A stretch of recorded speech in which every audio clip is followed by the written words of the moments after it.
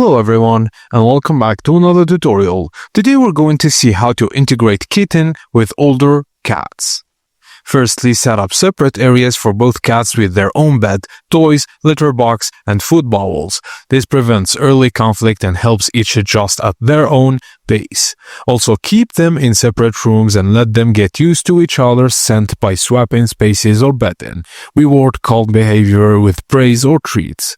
Also, use a screen, baby gate, or slightly open door so they can make visual contact without direct interaction. Watch for signs of curiosity instead of aggression. Also, when both cats seems relaxed, allow short, supervised meetings. Keep sessions brief at first and slowly increase their time together.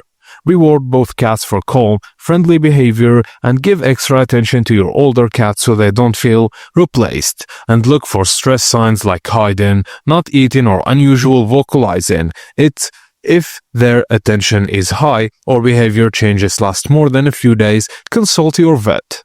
Also, cats thrive on consistency. Keep feeding, play, and sleeping times the same for both cats to reduce stress during adjustment periods. And that's it, guys. As simple as that. Thank you for watching, and please don't forget to like and subscribe for more.